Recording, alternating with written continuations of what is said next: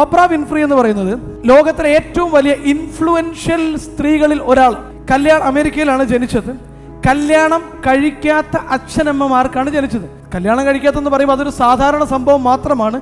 രണ്ട് വ്യക്തികൾ ഇഷ്ടത്തിലാകുന്നു, ഒരുമിച്ച് ജീവിക്കുന്നു, കല്യാണം കഴിച്ചിട്ടില്ല ലീഗലി, പക്ഷെ അവർക്ക് കുഞ്ഞുണ്ടാകുന്നു. കുഞ്ഞുണ്ടായ ഉടനെ തന്നെ ഇവർ രണ്ടുപേരും സെപ്പറേറ്റഡ് ആകും. സ്വാഭാവികമായിട്ടും അച്ഛൻ അച്ഛൻ്റെ വഴിക്കും പോയി, അമ്മ അമ്മയുടെ വഴിക്കും പോയി. ഈ കുഞ്ഞ് മാത്രം മുത്തശ്ശിയുടെ അടുത്ത് തനിച്ചായി. മുത്തശ്ശിയാണെങ്കിൽ ജീവിക്കുന്നത് പരമദരിദ്രത്തിൽ, ഭക്ഷണത്തിന് ഗതിയില്ല, കുഞ്ഞിനെ പഠിപ്പിക്കാനുള്ള സാഹചര്യമില്ല.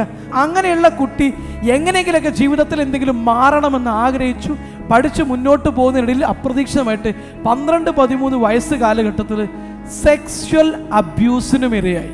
ഒരു പെൺകുട്ടിയെ സംബന്ധിച്ചിടത്തോളം മാനസികമായിട്ട് തകർന്ന് തരിപ്പണമാകാൻ വേണ്ട എല്ലാ ഇൻസിഡൻറ്റും വന്നു. അച്ഛനില്ല, അമ്മയില്ല, കൂട്ടിനാണെങ്കിൽ ഒടുക്കത്തിലെ ദാരിദ്ര്യം, സെക്ഷൽ അബ്യൂസിനും ഇരയായി. പക്ഷേ നോർമൽ ആണെങ്കിൽ എന്ത് ചെയ്യും? ആ ട്രോമയിൽ അവിടെ കിടക്കും, അവിടെ തകർന്ന് തരിപ്പണമാവണ്ട.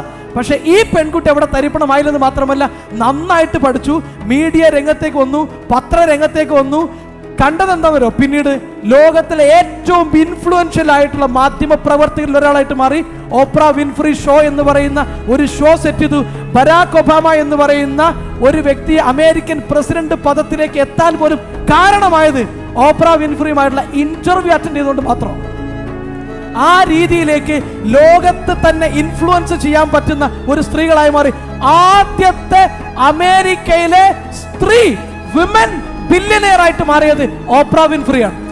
ആഫ്രോ അമേരിക്കക്കാർക്കിടയിൽ ആണും പെണ്ണും ചേർന്നാൽ ആദ്യത്തെ ആഫ്രോ അമേരിക്കൻ ബില്യനെയർ എന്ന് പറയുന്നത് ഓപ്ര വിൻഫ്രിയാണ്. ലോകത്തിലെ ഏറ്റവും കൂടുതൽ സ്വാധീനം ചെലുത്താൻ പറ്റുന്ന ഒരു വനിതയായിട്ട് മാറിയ ഫോബ്സ് മാഗസിൻ ഏറ്റവും പവർഫുൾ ആയിട്ടുള്ള ലേഡീസിൽ ഒരാളായിട്ട് നമ്പർ 1 ആയിട്ട് തെരഞ്ഞെടുക്കപ്പെട്ട ലേഡിയുടെ പേരും ഓപ്ര വിൻഫ്രി എന്ന. നമ്മുടെ കുട്ടിക്കാലം, കഴിഞ്ഞ കാലം, ബാക്ക്ഗ്രൗണ്ടുകൾ എന്തുമാവട്ടെ, നിങ്ങൾ തുനിഞ്ഞിറങ്ങിക്കഴിഞ്ഞാൽ, നിങ്ങൾ റെഡി ആയി കഴിഞ്ഞാൽ, നിങ്ങളെ കൊണ്ട് കഴിയൊന്ന് നിങ്ങൾ വിശ്വസിച്ചു കഴിഞ്ഞാൽ, അസാധ്യമായത് ഒന്നുമില്ലെന്നുള്ളത് ഒത്തിരി ആളുകളുടെ ജീവിതത്തിലൂടെ, നിങ്ങളുടെ ലീഡേഴ്സിന്റെ ജീവിതത്തിലൂടെ നിങ്ങളുടെ മുന്നിൽ നിങ്ങൾക്ക് മാതൃകകൾ ഉണ്ടെങ്കിൽ സ്റ്റിൽ നിങ്ങൾ എന്തിനാണ് എന്നെ കണ്ട് കഴിയുമെന്ന് സംശയിച്ചു നിൽക്കുന്നത്? Your past not equal to your future. നിങ്ങളുടെ പാസ്റ്റ് ഒരിക്കലും എന്തല്ല, നിങ്ങളുടെ ഫ്യൂച്ചറിന് സമമല്ല. You still can create a massive success. അപ്പോൾ